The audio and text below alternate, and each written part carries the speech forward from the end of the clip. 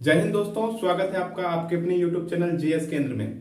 आज हम लोग एक नए सब्जेक्ट लेकर के आए हैं, पोलाइटी, जिसे हम लोग राजनीतिक विज्ञान कहते हैं। और इसमें हम लोग आज जानेंगे अनुसूचियां के बारे में, जानेंगे अनुसूचियां क्या होते हैं और ये कितने प्रकार के होते हैं। तो बने रहे आप हमारे इस वीडियो में शुरू से अंत तक। अगर याद ना हो तब बताइएगा, ठीक है।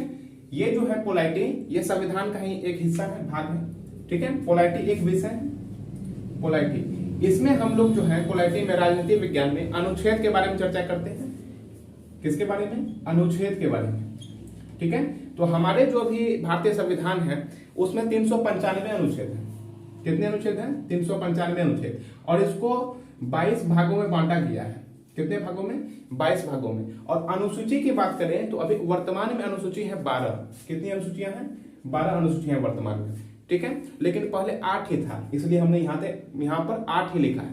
पहले इसको कंप्लीट कर लेते हैं, फिर जानेंगे जो 4 अनुसूचियां हैं किस किस प्रकार से संशोधन के माध्यम से उसको लाया गया है, ठीक है। तो चलिए आगे बढ़ते हैं। अनुसूची 1 में जो है, अनुसूची 1 क्या कहता है कि भारत जो है राज्यों का संघ है। ध्यान से सुनिए क्या कह रहा है कि भारत यानी कि इंडिया क्या चीज का संघ है? राज्यों का संघ है, यानी यूनियन है। भारत जो है राज्यों से मिल करके बना है। भारत में 28 राज्य एवं 8 केंद्र शासित प्रदेश है। तो यही अनुसूची 1 कहता है। अनुसूची 1 क्या कहता है? भारत राज्यों का संघ है। तो इसमें स्टेट्स कितना है? 28। और यूनियन टेरिटरी कितना है? यूटी की बात करें तो यूनियन टेरिटरी अभी 8 है। कितना यूनियन टेरिटरी है? 8। और राज्य कितना है? तो 28 राज्य है। अनुसूची 1 में क्या कहता है? भारत जो है राज्यों का संघ है। भारत राज्यों का संघ है 1 में। 2 में क्या कहता है? वेतन के बारे में। 2 में क्या कह रहा है? वेतन। तो किसकी वेतन? तो जितने भी एमपी हैं, एमएलए हैं, ठीक है, इसके वेतन। जज हैं, सीजीआई हैं, जिसे चीफ जस्टिस ऑफ इंडिया कहते हैं, है ना, केग है, प्राइम मिनिस्टर है, राष्ट्रपति हैं, इसके वेतन के बारे में कहीं पे लिखा हुआ होना चाहिए ना कि ये राष्ट्रपति हैं तो राष्ट्रपति को कितनी वेतन मिलेगी, ठीक है। तो ये वेतन जो है, वेतन अनुसूची 2 में लिखा गया है, ठीक है। अनुसूची 2 देख लिए। पहला में क्या है? भारत राज्यों का संघ है, इसमें 28 राज्य एवं 8 केंद्र शासित प्रदेश है। 28 राज्य, 8 केंद्र शासित प्रदेश किसमें है? तो ये इसमें जो ऊपर लिखा हुआ है अनुसूची 1 में। अनुसूची 2 में क्या है? वेतन के बारे में, एमपी, एमएलए और जज की वेतन। अनुसूची 3 में है शपथ। किसकी शपथ? तो जिसे वेतन मिला है उसी को ना शपथ दिलाइएगा, कि जो अनएम्प्लॉय है उसको पकड़ के लाइएगा कि तुम शपथ लो, नहीं ना। तो किसका शपथ? तो एमपी का, एमएलए का, राष्ट्रपति का शपथ, है ना, मेंबर ऑफ पार्लियामेंट का, एमएलए का, ठीक है, राष्ट्रपति का। ये कहीं पे तो लिखा होना चाहिए कि इसको शपथ जो दिलाया जाएगा तो ये क्या बोलेगा, है ना। तो ये अनुसूची 3 में लिखी हुई है, एमपी, एमएलए एवं राष्ट्रपति का शपथ। ध्यान से देखिए, ये आपको पूरा याद हो जाएगा। अनुसूची में 4 में क्या है? राज्यसभा, यानी किस राज्य में राज्यसभा की सीट कितनी होगी, है ना। तो वे क्या है?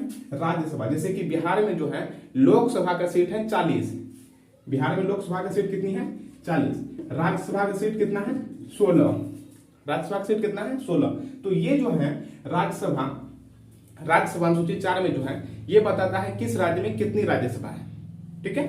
अब देखिए अनुसूची 5 में क्या है? एससी एसटी के लिए विशेष प्रावधान है। एससी एसटी क्या होता है? एससी का मतलब होता है शेड्यूल्ड कास्ट, एसटी का मतलब होता है शेड्यूल्ड ट्राइब्स। अनुसूचित जाति, अनुसूचित जनजाति के लिए विशेष प्रकार के प्रावधान की गई हमारे भारतीय संविधान में, है ना। उसे बहुत प्रकार से छूट दिया गया है, शिक्षा के क्षेत्र में, आरक्षण के क्षेत्र में, डिस्क्रिमिनेशन के क्षेत्र में, है ना, ताकि वो जो है समाज में जो नीचे पायदान में है उसको ऊपर उठाया जा सके। जो ऊपर उठ रहा है तो वो उठो भाई, लेकिन जो नीचे गिरा हुआ है उसको भी ऊपर उठाने के क्या की जा रही है? काम की जा रही है। 5 में देख लिए, एससी एसटी के लिए यानी जनजाति के लिए विशेष प्रकार के प्रावधान है, विशेष प्रकार के प्रावधान है। अब देखिए 6 में क्या है? पूर्वोत्तर राज्य। तो ये पूर्वोत्तर राज्य क्या होता है? जैसे कि अगर हम इंडिया का मैप देखें, देखिए ये इंडिया का मैप है, ठीक है। तो ये देखिए ये क्या है? पूर्वोत्तर राज्य में आते हैं ये सब, ठीक है। इसमें असम हो गया, मेघालय हो गया, त्रिपुरा हो गया, मिजोरम। ये 4 राज्य जो हैं, असम, मेघालय, त्रिपुरा, मिजोरम। असम, मेघालय, त्रिपुरा, मिजोरम। तो असम, मेघालय, त्रिपुरा, मिजोरम ये 4 राज्य में आते हैं। असम, मेघालय, त्रिपुरा, मिजोरम, ये कितने राज्य में आते हैं? ये पूर्वोत्तर राज्य हैं। और ये भी पिछड़े हैं, पिछड़े का मतलब समझते हैं, जो कि बहुत सारे क्षेत्र में इसका भागदान नहीं होता है, इसका हाइट बहुत छोटे होते हैं, इसकी भाषा रुचि अलग अलग होती है, इसकी संस्कृति अलग होती है। हम लोग यहाँ नागालैंड की बात करें तो ये लोग कुत्ते खाते हैं, सब नहीं खाते हैं लेकिन अगर देखा जाए तो यहाँ पे खाते हैं, जहां तक की बात मतलब चलती है, ठीक है। और कंकाल पहन के घूमते हैं। तो इसकी वेशभूषा जो ये नॉर्थ ईस्ट वाले हैं अलग होते हैं कंपेयर बाय ये सभी के, ठीक है। तो इसको भी आरक्षण मिला हुआ है। साथ में क्या है, शक्ति का विभाजन। शक्ति का विभाजन का मतलब क्या होता है कि जिसको जिसको किसको किसको कितना शक्ति मिला हुआ है, क्या एमपी को ही पूरा शक्ति मिला हुआ है या फिर राष्ट्रपति भी किसी को भी फांसी दे देगा, तो इसका भी निर्धारण किया गया है। शक्ति का विभाजन में इसको 3 प्रकार से बांटा गया है, संघ सूची, राज्य सूची, समवर्ती सूची। संघ सूची, राज्य सूची, समवर्ती सूची, ठीक है। संघ सूची में 100 विषय आते हैं। राज्य सूची में पहले कितना विषय था, 66 विषय था, अब 61 विषय हो गया। समवर्ती सूची में 47 विषय पहले था, लेकिन 61 विषय यहां पे हुआ तो कहीं पे बढ़ाएगा ना, तो इसमें 52 विषय हो गया। ध्यान से देखिए, शक्ति का विभाजन में ये 3 प्रकार के क्षेत्र में बांट दिया गया है, जहां तक 4 है आगे हम बताएंगे। 3 प्रकार के क्षेत्र में बांट दिया गया है, संघ सूची, राज्य सूची, समवर्ती सूची। संघ सूची में इसका जो नियम कानून है कौन बनाएगा, तो केंद्र सरकार बनाएगा, इंडियन गवर्नमेंट, है ना। इसमें सेना आ जाएगा, जितने भी एयरफोर्स है, नेवी है, आर्मी है, सभी इसी में आ जाएंगे, ठीक है, सब इसी में आ जाएंगे, ठीक है। ये सेना में बैंकिंग सेवा जो है ये संघ यानी केंद्र सरकार के अधीन में आते हैं, ठीक है। सेना भी केंद्र सरकार के अधीन में आते हैं। जितने भी इधर उधर की कामें हैं, इंटरनेशनल रिलेशन है, सब ये केंद्र सरकार के अधीन में आते हैं। यानी इसी प्रकार से 100 विषय है यहाँ पे, यानी जो देश हित के लिए हैं, जो पूरे राष्ट्र के लिए हैं, वो संघ सूची में आएंगे। राज्य सूची की बात करें तो राज्य सूची में 66 विषय है, अभी 66 विषय था, लेकिन अभी कितना है, 61 विषय है। इसमें क्या आते हैं राज्य सूची में, तो राज्य सूची में शिक्षा व्यवस्था आते हैं, पुलिस आते हैं, है ना, जितना भी चीज है छोटे मोटे सब राज्य सूची में आते हैं।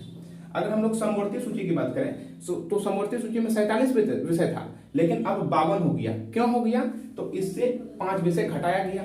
66 था तो 61 हुआ, तो 5 विषय जो घटाया गया, 5 विषय किसको जोड़ दिया गया, इसमें समवर्ती सूची में, तो 47 5 52, ठीक है। तो संघ सूची, राज्य सूची, समवर्ती सूची, ये शक्ति का विभाजन है, ठीक है। देख लिए साथ में, संघ सूची, राज्य सूची, समवर्ती सूची में 3 प्रकार के क्षेत्र हैं।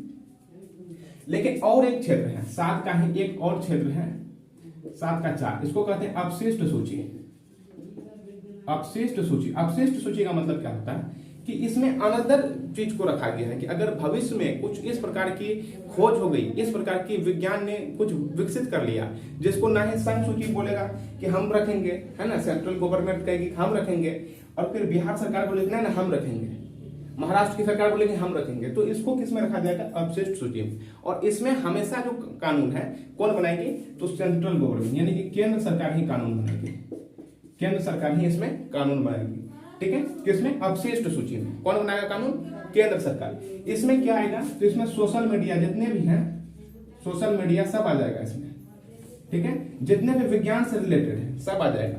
परमाणु विज्ञान जितने भी हैं, परमाणु इसी में आ जाएगा। इसरो जो है, इंडियन स्पेस रिसर्च ऑर्गेनाइजेशन, सब इसी में आ जाएंगे। उम्मीद है आपने अपशिष्ट सूची के बारे में समझ गया होगा। ये किस में आते हैं, शक्ति के विभाजन में। शक्ति के विभाजन को 4 भागों में हम लोग बांटते हैं, संघ सूची, राज्य सूची, समवर्ती सूची, अपशिष्ट सूची। संघ सूची में 100 विषय आते हैं। राज्य सूची में कितना विषय आते हैं, राज्य सूची में आते हैं 66 विषय आते थे, अभी कितना है, 61 विषय। समवर्ती सूची में कितना, 47 था, लेकिन अब 5 बढ़ गया, तो 52 विषय। अपशिष्ट सूची में, ये अपशिष्ट सूची में क्या आते हैं, तो सोशल मीडिया, व्हाट्सएप हो गया, इंस्टाग्राम हो गया, फेसबुक हो गया, ये ट्विटर हो गया, ये जितने भी चीज हैं ये सभी किस में आते हैं, तो अपशिष्ट सूची में ही आते हैं। इसमें जो कानून है हमेशा केंद्र सरकार यानी सेंट्रल गवर्नमेंट ही बनाते हैं, ठीक है। सोशल मीडिया इसमें आ जाते हैं, परमाणु ऊर्जा, ये सभी किस में आते हैं, तो अपशिष्ट सूची में आते हैं। इसरो के बारे में हो गया, ये सभी जितने भी चीज है अपशिष्ट सूची में आते हैं। अब अनुसूची 8 में देख लीजिए, अनुसूची 8 में क्या है, भाषा, जिसे हम लोग लैंग्वेज कहते हैं। तो इसमें जो भाषा में है अनुसूची 8 में, इसमें 22 भाषा है, ठीक है। हमारे भारतीय संविधान में 22 भाषा को वर्णित किया गया है। तो कौन से है वो 22 भाषा, कश्मीरी, सिंधी, पंजाबी, हिंदी, बंगाली, असमी, उड़िया, गुजराती, मराठी, कन्नड़, तेलुगु, तमिल, मलयालम, उर्दू, संस्कृत, नेपाली, मणिपुरी, कोंकणी, बोडो, डोगरी, मैथिली, संथाली। अब गिन लीजिए 22 भाषा हो गए होंगे। तो उम्मीद है आप इसे काफी अच्छी तरह से समझ गए होंगे। देखिए फिर ध्यान से एक बार देखिए, अनुसूची 1 में क्या है, तो भारत राज्यों का संघ है, इसमें 28 राज्य 8 केंद्र शासित प्रदेश आते हैं। अनुसूची 2 में क्या आते हैं, तो वेतन। अनुसूची 3 में क्या आते हैं, तो शपथ। अनुसूची 4 में क्या आते हैं, तो राज्यसभा की सीट। अनुसूची 5 में क्या आते हैं, अनुसूची 5 में क्या आते हैं, तो SC ST के लिए विशेष आरक्षण। 6 में क्या आते हैं, तो पूर्वोत्तर राज्य, असम मेघालय त्रिपुरा मिजोरम। अनुसूची 7 में क्या आते हैं, तो शक्ति का विभाजन, 4 भागों में इसको बांटते हैं, संघ सूची, राज्य सूची, समवर्ती सूची, अवशिष्ट सूची। 8 में क्या आते हैं, तो 8 में आते हैं भाषा, जो अभी हमने बोला। उम्मीद है आप इसे समझ गए होंगे, इसे नोट कीजिए, तब तक हम 8 से आगे बताते हैं। उम्मीद है आपने 8 तक अनुसूचियां जो हमने बताई वो समझ लिए होंगे और माइंड में बैठा भी लिए होंगे। अब 8 से आगे देखिए, अनुसूची 9, 10, 11, 12। अनुसूची 9, 10, 11, 12। अनुसूची 9 में क्या है, भूमि सुधार। ठीक है, अनुसूची 9 में भूमि सुधार है, तो ये जो है संशोधन के आधार पर लाया गया था। ठीक है, कब लाया गया था, तो ये पहला संशोधन करके 1991 में लाया गया था। 1951 ईस्वी में यह पहला संशोधन था भारतीय संविधान का। ठीक है, अनुसूची 10 की बात करें तो अनुसूची 10 में क्या आता है, तो दल बदल आते हैं। क्या आते हैं, दल बदल। ये कौन सा संशोधन के माध्यम से लाया गया था, तो ये 52वां संशोधन के माध्यम से लाया गया था। कब, तो 1985 ईस्वी में। कब लाया गया था, तो 1985 ईस्वी में। ठीक है, दल बदल के आधार पर। अनुसूची 11 में क्या है, तो ये 73वां संविधान संशोधन द्वारा लाया गया था। कब लाया गया था, तो 1992-93 ईस्वी के आसपास। और इसमें आते क्या है, तो 11 में क्या आते हैं, अनुसूची 11 में, तो ये ग्राम पंचायत आते हैं। क्या आते हैं, ग्राम पंचायत। इसमें 29 विषय हैं ग्राम पंचायत में। अब अनुसूची 12 देखिए, अनुसूची 12 में क्या है, तो अनुसूची 12 में आते हैं नगर पालिका। नगर पालिका ये कौन सा संशोधन है, तो ये 74वां है, 73वां के बाद 74वां। कब लाया गया था, तो 1992-93। इसमें कितने विषय आते हैं, तो 18 विषय। अब ध्यान से देखिए, अनुसूची क्या है, 9, 10, 11, 12, ये तो माइंड में रहेगा ही। संशोधन कब किया गया था, तो पहला संशोधन, 52वां संशोधन, 85वां संविधान संशोधन, सॉरी संशोधन। देखिए संशोधन कब किया गया था, पहला संशोधन, 52वां संविधान संशोधन, 73वां संशोधन, 74वां संशोधन। ठीक है, तो 1, 52, 73, 74, 1, 52, 73, 74 माइंड में बैठ जाएगा, 1, 52, 73, 74। अब देखिए वर्ष कब किया गया था, तो 1951 में, 1985 में, 1992-93 में, और इसमें 1992-93 में। अब देखिए 9 में क्या है, तो भूमि सुधार है।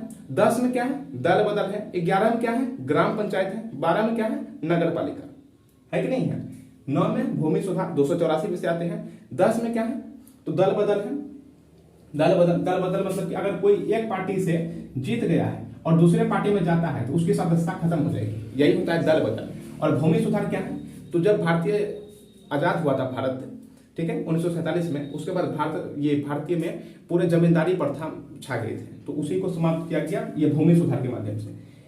ये 11 में क्या है, तो ग्राम पंचायत, 12 में नगर पालिका। तो इसको 5 बार देखिएगा, याद हो जाएगा। ठीक है, उम्मीद है आप इसे काफी अच्छी तरह समझे होंगे। फिर मिलते हैं नेक्स्ट वीडियो में, तब तक के लिए जय हिंद।